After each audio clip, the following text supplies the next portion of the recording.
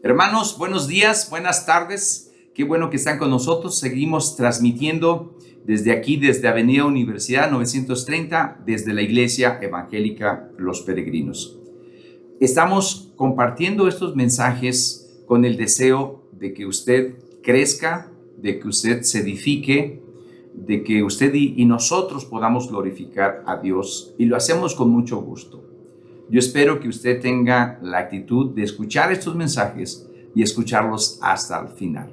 Es un trabajo arduo, pesado, pero es para el Señor y queremos hacerlo de la manera más adecuada. Así que sean bienvenidos en este día, domingo, para escuchar la palabra del Señor. Y vamos a ir a la lectura bíblica. Esta se encuentra en Mateo capítulo 13, versículo del 53 al 58. Es una historia muy conocida, está en Lucas y está en Marcos también, y aunque vamos a estar compartiendo con el texto de Marcos, en su texto paralelo vamos a estar usando como introducción este texto que está en Mateo, porque hemos estado viendo a Mateo y hablando de la Gran Comisión desde la perspectiva de todo el Evangelio de Mateo. Dice la Escritura así: Aconteció que cuando terminó Jesús estas parábolas, se fue de allí. Y venido a su tierra, les enseñaba en las sinagogas de ellos, de tal manera que se maravillaban y decían: ¿de dónde viene esta sabiduría y estos milagros? ¿De dónde viene? Decía. ¿No es este el hijo del carpintero? ¿No se llama su madre María y sus hermanos Jacobo, José, Simón y Judas? ¿No están todas sus hermanas con nosotros? ¿De dónde, pues, tiene todas estas cosas? Y se escandalizaban de él. Pero Jesús le dijo: no hay profeta sin honra, sino en su propia tierra y en su casa. Y no hizo allí muchos milagros a causa de la incredulidad de ellos.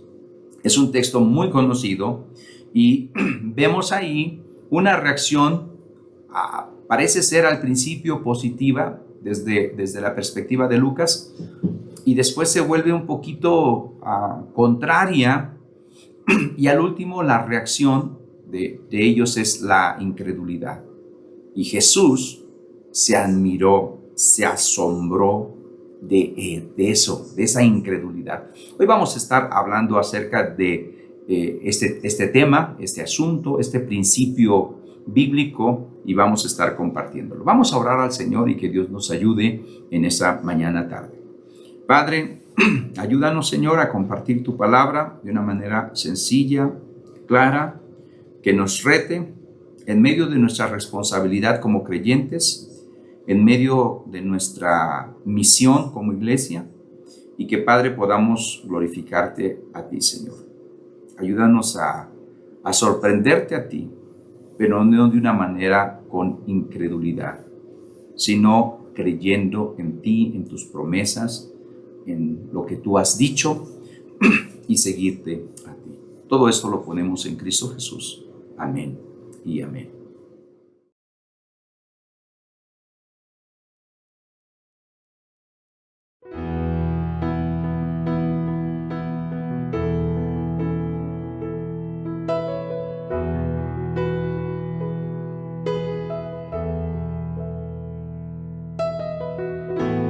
Desesperaría simplemente creo que moriría, todo acabaría si no fuera por la certeza que vive en mi alma, que tú eres mi esperanza, y eso me basta. Y ese consuelo todo lo calma. Tú eres quien guía mi melodía. Feliz contemplo que estás en mi barca.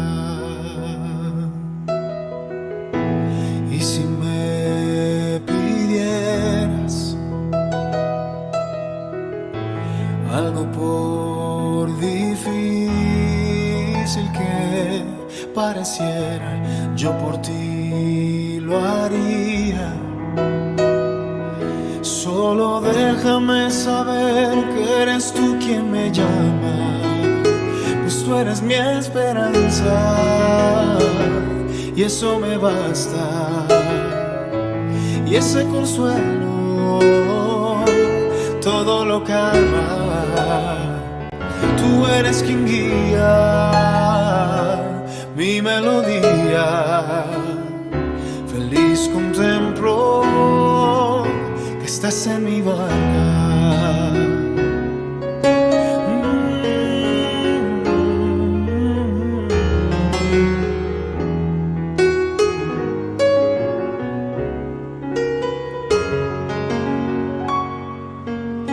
Tú eres la razón de mi existencia, la respuesta a mi porqué. En ti mi identidad tiene sentido, porque un día te veré. Y pase lo que pase, merece la pena por verte un día y descubrir que fui creado para ti. Fui creado para ti. Eres mi esperanza y eso me basta. Y ese consuelo todo lo calma. Tú eres quien guía mi melodía. Feliz contemplo que estás en mi barca. Feliz contemplo que estás en mi barca. Feliz contemplo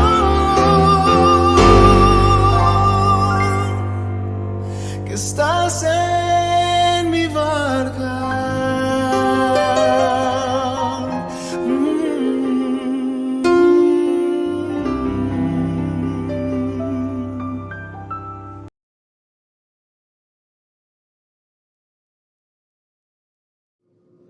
Hermanos, llegamos a la exposición de la palabra. Quiero comentarles que las Escrituras nos muestran a un Dios que es emocional, un Dios que siente, porque Dios es una persona. Por ejemplo, versículos como, y Dios consideró que esto era bueno o muy bueno, y podemos ver ahí la sensibilidad de Dios a lo que Él ha creado. También podemos ver en otros textos, como en Éxodo, donde dice, yo el Señor soy un Dios celoso. También podemos ver esta emoción del Señor porque Dios es una persona, ¿verdad? Otras frases más tiernas como, con amor eterno te he amado, por eso te sigo con fidelidad. Eso está en Jeremías. Podemos ver a este Dios que siente. Y Jesús también sintió. Jesús se llenó de alegría. Jesús lloró. Todas esas cosas de emociones están en Dios. El Espíritu Santo también se entristece. Y estamos hablando de la Trinidad como tres personas y que sienten. Y claro, nosotros fuimos creados a su imagen y también por eso nosotros podemos sentir y experimentar esta clase de emociones. ¿Por qué lo estoy diciendo? Porque vamos a ver un pasaje donde Jesús expresa un sentimiento, una emoción. Y vamos a poner mucha atención a esta emoción que Él expresa. Y lo vamos a ver desde la perspectiva de Marcos, en Marcos capítulo 6, pero quiero que observe en el capítulo 5, en el contexto, bien pudiera llamarse el capítulo de la fe en Marcos. ¿Por qué? Porque la fe triunfó en el caso de un endemoniado que fue sanado. Y fue a dar testimonio de este milagro que Jesús hizo. También ahí está en Marcos capítulo 5, donde la mujer, aquella mujer de flujo de sangre, tocó el manto de Cristo Jesús y su fe también le sanó y le salvó. Ahí mismo va en ese pasaje Jairo, como Jairo, su hija, había muerto y el Señor le dice, no temas, solamente cree. Podemos ver con todos estos ejemplos que Marcos 5 pudiera llamársele el capítulo de la fe en Marcos. Pero en el capítulo 6 parece que es un capítulo sin fe. Nazaret carece de fe. Y es lo que vamos a estar observando, viendo, y por eso le hemos llamado a este título del sermón, Jesús se maravilló, o Jesús se asombró. Este es el título de este sermón. Hemos estado hablando, mis hermanos, acerca de la Gran Comisión. Y esta Gran Comisión, mis hermanos, requiere fe. Hay un mandato que el Señor nos da, hay cosas subordinadas a este mandato y hemos estado predicando y necesitamos ejercer fe, necesitamos creerle a Jesús, no solamente creer en Jesús, creerle lo que Jesús ha dicho. Así que vamos a estar exponiendo este tema, esta predicación en varios puntos. El primer punto, vamos a ver a Jesús enseñando. En el segundo punto, vamos a ver la reacción que produce esta enseñanza, o sea, el escándalo. También vamos a ver en el tercer punto la actitud de incredulidad de Nazaret. Vamos a estar observando eso. Y el cuarto punto, el asombro de Jesús por la incredulidad de este pueblo. Así que vamos a ir al primer punto, son 4 puntos, voy a tratar de hacerlo lo más conciso posible. Jesús, mis hermanos, en un día de reposo, como judío, como buen judío, entra a la ciudad de Nazaret, donde fue criado, y enseña en esta sinagoga. Nosotros no tenemos sinagoga, hay un templo, hay un lugar, ¿verdad? Pero no tenemos sinagoga. Esa sería una diferencia entre el pueblo, entre aquel pueblo y nosotros. El resultado, pues, fue un asombro, después vino como una crítica y al final el rechazo. Marcos capítulo 6, versículo 1, dice así: salió Jesús de ahí y vino a su tierra y le seguían sus discípulos. Observemos el término discípulos. Jesús tenía discípulos. ¿Qué es un discípulo? Un seguidor de Cristo. Tú y yo debemos de ser discípulos, debemos de seguir a Cristo. Pero en este contexto, Jesús viene a sus paisanos, entra a su tierra, entra donde se había criado, a su tierra natal, lugar donde él había crecido. Aunque él nació en Belén, siempre se le conoció como el hombre Jesús de Nazaret, porque tal parece que ahí tenía su punto clave, está cerca de Capernaum. Capernaum es un poquito más grande, más importante, pero ahí estaba, vino a los suyos, ahí a Nazaret. ¿Sí? Ahí en el versículo 2 dice: y llegando el día de reposo, comenzó a enseñar en la sinagoga, y muchos, oyéndole, se admiraban y decían. Entonces, en el texto paralelo a Lucas capítulo 4, podemos saber que cuando entró a la sinagoga, el principal o el encargado de la sinagoga le entrega un rollo de Isaías. Y ahí entonces él habla acerca de que el Espíritu Santo iba a reposar sobre el ungido de Dios y que este ungido iba a proclamar las nuevas a los pobres, iba a dar libertad a los cautivos, iba a recuperar la vista de los ciegos, iba a anunciar el año agradable del Señor. Eso lo tenemos en Lucas. Vemos cómo Jesús enrolló ese pergamino, lo devolvió al encargado y todos estaban observando lo que este hombre decía, lo que este carpintero decía. Y él dijo: hoy se ha cumplido esta escritura delante de vosotros. O sea, que estaba afirmando que él era el Mesías. La profecía de Isaías estaba cumpliendo en él. Si podemos ver Lucas, paralelo de Lucas, explica que la primera reacción de parte de la concurrencia fue muy favorable. Jesús se había expresado bien y la gente estaba asombrada, estaba puesta los ojos en él, esperando. Marcos, en cambio, no recoge el contenido de lo que Jesús está enseñando. Lucas sí, pero Marcos no. Sino que Marcos se centra en la reacción que provoca lo que Jesús dice a los que oyen. Esto es interesante porque estamos hablando de que tenemos a Dios, a Jesús, al Espíritu Santo que sienten, que tienen una sensibilidad. En este sentido, Marcos expresa cómo es que reaccionan los de Nazaret en relación a estas palabras. Y fíjate bien cómo reaccionan. Ahí mismo en ese texto dice, ¿de dónde tiene estas cosas? ¿Y qué sabiduría es esta que le es dada? Y estos milagros que por sus manos son hechos. O sea, la gente se asombró, en el contexto de Marcos, la gente se está asombrando de las obras poderosas y de la maravillosa sabiduría de Jesús. Vuelvo a decirlo, Marcos no nos dice qué estuvo compartiendo, pero seguramente fue un sermón expositivo muy profundo, que al principio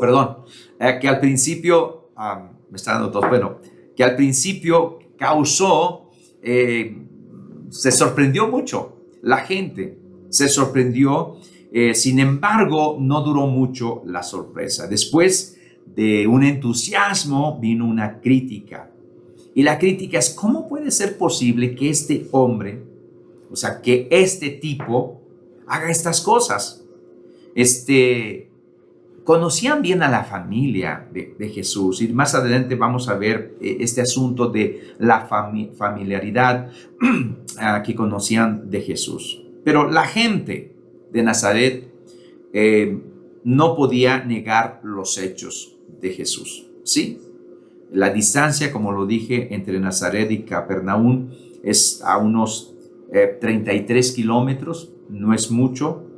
Toda la ciudad o la gente en la sinagoga sabían lo que Jesús había hecho en otras ciudades a sus alrededores. Jesús había hecho muchos milagros y podemos ver que esta gente, al escuchar lo que Jesús hacía y al escuchar su sabiduría, bueno, su reacción fue al principio positiva, pero después viene una reacción a lo que está enseñando, un escándalo. Y esto llegamos al segundo punto, la reacción a la enseñanza, o sea, el escándalo. Y eso está en el capítulo 3. Dice, ¿no es este el carpintero, hijo de María, hermano de Jacob, de José, de Judas y de Simón? ¿No están también aquí con nosotros sus hermanas? Y se escandalizaban de él. Pudiéramos decir que esta sinagoga, estos judíos, y ojo aquí con lo que voy a decir, estos hombres que tenían un pacto, que Dios había hecho un pacto con ellos, y que ahora en Jesús estaba cumpliendo, estaba terminando ese pacto, iba a empezar uno nuevo. Esos judíos se mostraron hostiles, murmuraban. En otras palabras, es decir, ¿cómo que este simple carpintero tiene mucha oratoria, es muy sabio, y cómo hace milagros con sus manos, un trabajador, un hombre que maneja la madera, tosco, que hace mesas, que hace sillas, que arregla puertas, ventanas? ¿Cómo es posible? Es más, es hijo de María. Y no se menciona a José. Ahí posiblemente José ya había muerto. Y se mencionan algunos hermanos. Jacob. Bueno, a Jacob lo conocemos, es el medio hermano de Jesús. Pero hay otros que no sabemos nada de ellos. Ni siquiera tampoco de las hermanas. No se mencionan para nada. Lo que podemos estar observando aquí es de que La gente de la sinagoga, los judíos creyentes en Dios, al escuchar las palabras de Jesús, su reacción fue de hostilidad. Se escandalizaron. Jesús responde en el versículo 4, mas Jesús les decía, no hay profeta sin honra, sino en su propia tierra y entre sus parientes y en su casa. O sea, estamos hablando de que Jesús regresa con sus paisanos, con sus amigos de juventud, lo conocen a toda la familia, llega, da un sermón, dice que hoy se ha cumplido y eso hace que se escandalicen. En definitiva, mis hermanos, los habitantes de Nazaret se escandalizaron de Jesús y esto lo mostraron con una actitud de incredulidad. Y así es como llegamos al tercer punto, la actitud de incredulidad de Nazaret. Y me sorprende esas palabras en el versículo 5. Y no pudo hacer allí ningún milagro, salvo que sanó a unos pocos enfermos poniendo sobre ellos las manos. No pudo hacer allí ningún milagro. El resultado del rechazo de la confianza, de la fe en Jesús, dio que no hubiera milagros. Lo rechazaron, no acudieron a él para que lo sanara, ni le llevaron enfermos, como en otros lugares sí había pasado. Así que Jesús no realizó ningún milagro, salvo algunos de ellos donde puso sus manos sobre estos enfermos y fueron sanados.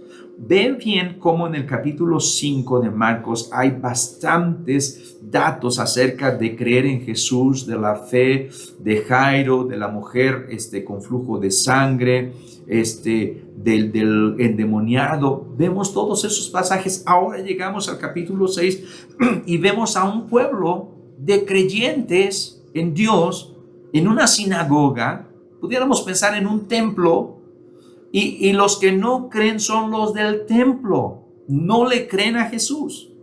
Fíjate cómo hay cosas que podemos hacer una similitud entre ellos y nosotros. Hermanos, no pudo realizar esos milagros porque bajo tales circunstancias de incredulidad y oposición, no quiso hacer esto. La actitud hostil de la gente la condujo a una acción pues prácticamente de no creer en él. Y vamos a llegar al punto número 4, el asombro de Jesús por su incredulidad. En el versículo 6 dice, y estaba asombrado de la incredulidad de ellos, y recorría aldeas alrededor enseñando. Esa es la parte final de este versículo. Llegamos a este relato de esta escena de la sinagoga en Nazaret con sus paisanos, y vemos que esta reacción de la gente hacia el ministerio, hacia la enseñanza de Jesús, y vemos cómo Jesús también, él sigue su camino, él sigue con la misión, él sigue con su propósito. No dejó de hacer lo que Dios le había mandado hacer, sino que él siguió adelante. Marcos, mis hermanos, dice que Jesús quedó asombrado. Realmente esto a mí me sorprende porque asombrar a Jesús, asombrar de esa manera, realmente es preocupante. Hoy en día pudiéramos pensar que mucha gente, muchos creyentes están sorprendiendo a Jesús, pero están sorprendiendo a Jesús por la incredulidad, por no creerlo. ¿Cuál era el problema de estos de Nazaret? Bueno, ellos no podían o no pudieron confiar en Jesús. No pudieron, aunque experimentaron las maravillas de su poder en sus alrededores, ellos no quisieron creer en Jesús. No lo aceptaron como Mesías. era algo para ellos tan familiar, era un hijo de un carpintero, conocían a su mamá, conocían a sus hermanos, conocían a sus hermanas, así que les parecía todo menos un Mesías o el ungido. Vamos a llegar a las conclusiones y vamos a concluir con esta frase de asombrarse o maravillarse. Esta frase, este término aparece muchas veces en el Nuevo Testamento, pero aparece solamente en 3 casos refiriéndose a Jesús. Y hay 2 casos porque podemos reducirlos a dos casos solamente. Y la primera conclusión es esta. Jesús se maravilla o asombra por la notable fe de un centurión de origen gentil. Esa es la segunda vez que Jesús se maravilla. Y eso está en Mateo capítulo 8, versículo 10. Al oírlo Jesús se maravilló y dijo a los que le seguían: de cierto os digo que ni aún en Israel he hallado tanta fe. Fíjate bien, en Nazaret, con el pueblo judío, no encontró fe. Pero con este gentil, con este hombre, encontró tanta fe. Jesús se maravilló, se asombró por la notable fe de un centurión. Mi hermano y mi hermana, ojalá y Dios quiera que tú y yo sorprendamos, que Jesús se maraville por nuestra fe que tenemos en Él. Este centurión confió en Jesús y enseñó a los demás judíos cuál era la clase de fe que Jesús esperaba de aquellos que escuchaban el mensaje de salvación. Pero volvamos a Marcos 6:6. Aquí, en la segunda conclusión, Jesús está asombrado a causa de la falta de fe de los habitantes de sus paisanos. Aquí, al contrario, estos hombres judíos, creyentes en Dios, que hubieran ejercido fe en las palabras de Jesús, porque Jesús venía de Dios, ellos realmente rechazaron a Jesús, no le creyeron. Muchas veces pasa esto también en la iglesia. Quiero decir aunque ya lo dije, una similitud. En primer lugar, nosotros no tenemos sinagogas, pero tenemos templos. Y gente viene a los templos y escucha por medio de un sermón, por medio de un hermano, por medio de un testimonio, las maravillas de Jesús. Y la gente puede reaccionar igual, maravillándose por un lado, ¡wow! ¡Qué cosas hace Jesús! Pero por otro lado, teniendo una incredulidad a las palabras, a recibirlo a Él como Mesías y a seguir en la misión de Él. Muchas veces pueden decir: qué lindo mensaje, pastor, qué bonito habla de Jesús, pero para ellos la vida sigue siendo igual. La tercera conclusión, mis hermanos: ¿hay algo en nosotros que hoy le cause asombro a Jesús? ¿Que hoy sorprenda a Jesús? Por un lado puede ser nuestra ceguera. Una de las diferencias, mis hermanos, que tenemos en este contexto de este pasaje que estamos diciendo, es que nosotros no somos el Israel del viejo pacto. Ahora somos un pueblo también con un nuevo pacto, que es en Cristo Jesús, y que tenemos la misma responsabilidad de creerle a Dios, a creerle a Jesús, de seguir lo que Él dice. ¿Cuál va a ser tu reacción? ¿Va a ser de creerle a Él o va a ser de incredulidad? Porque hay algo que a nosotros le puede causar asombro. Recuerdo cómo empecé este sermón. Dios, el Espíritu Santo y Cristo son personas.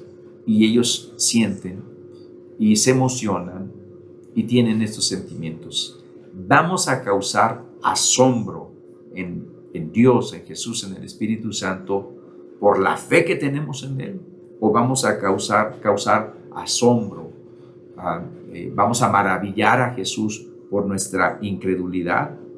Necesitamos tomar una decisión, y yo te invito a que abraces este desafío de seguir a Jesús, de seguir en sus planes, en su misión como iglesia.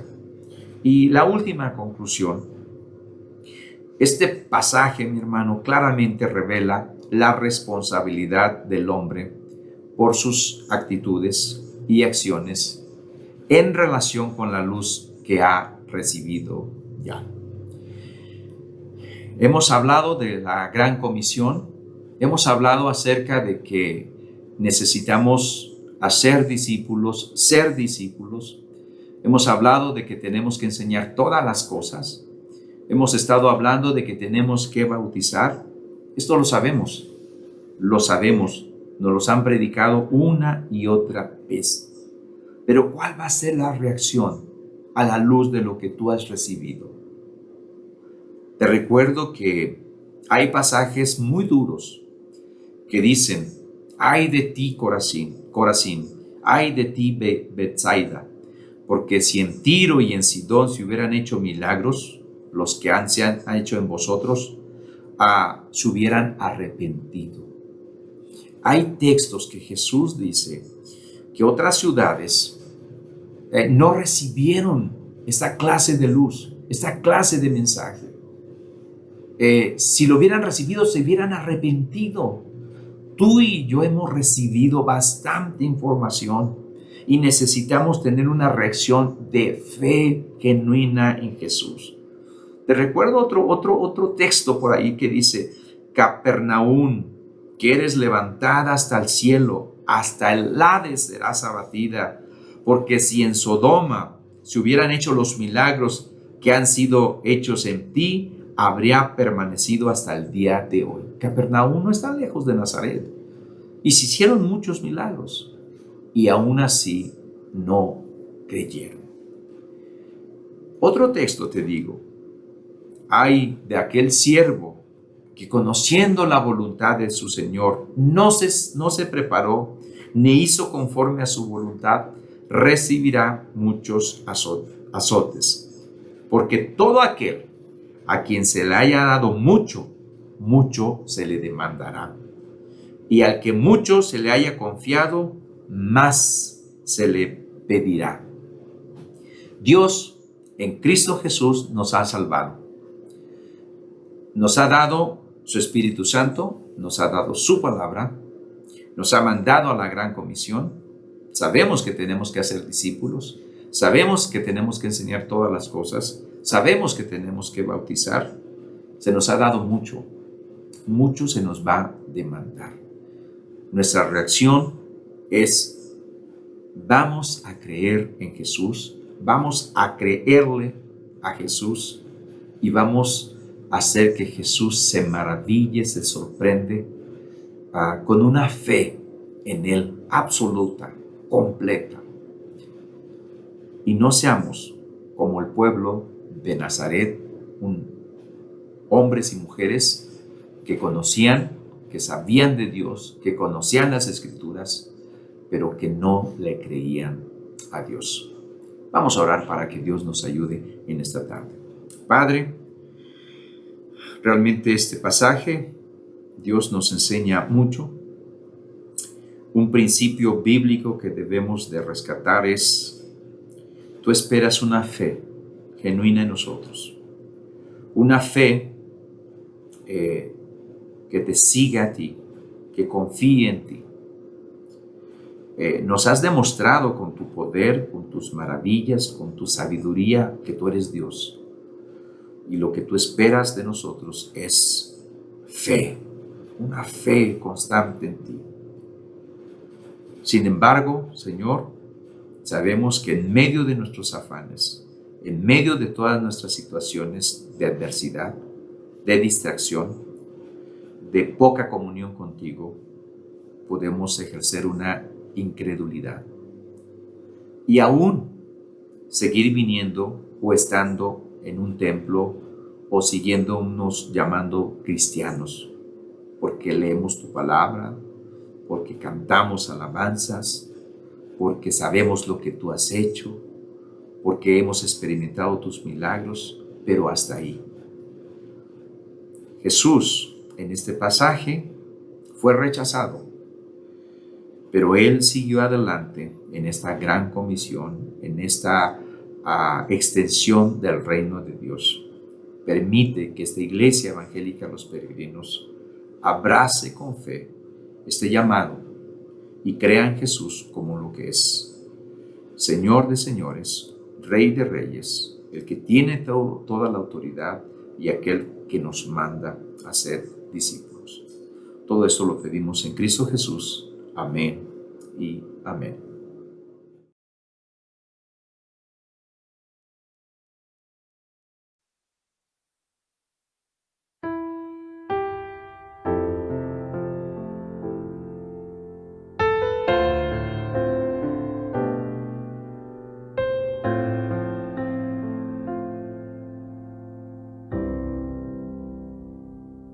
De paz inundada, mi alma ya esté, o cúbrala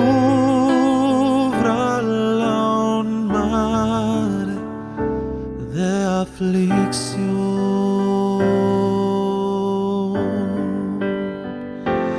Mi suerte cualquiera que sea, diré aleluya, estoy bien con mi Dios, estoy bien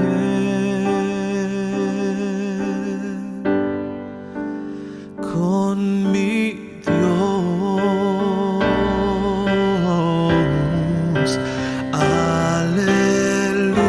Aleluya, estoy bien con mi Dios.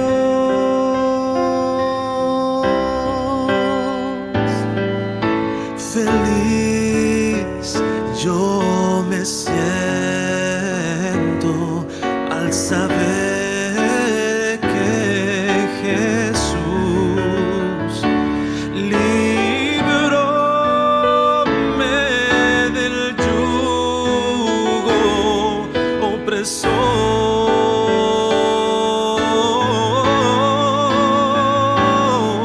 quitó mi pecado,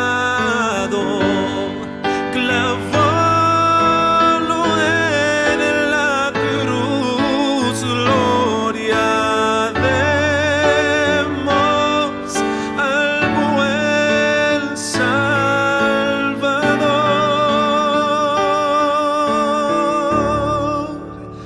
Estoy bien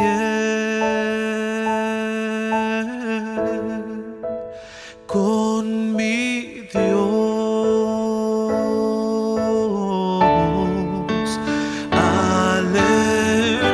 Aleluya, estoy bien con mi Dios.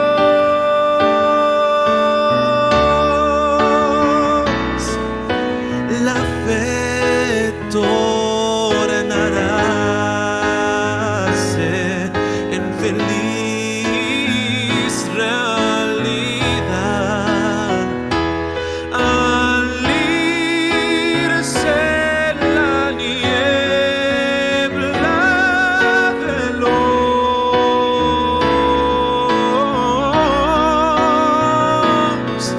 Desciende Jesús con su gran majestad. Aleluya, estoy bien con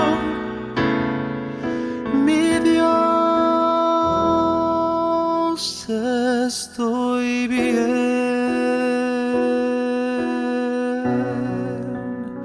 con mi Dios.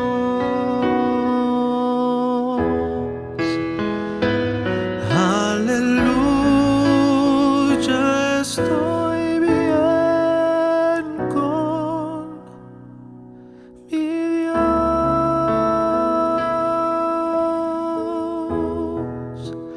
Aleluya.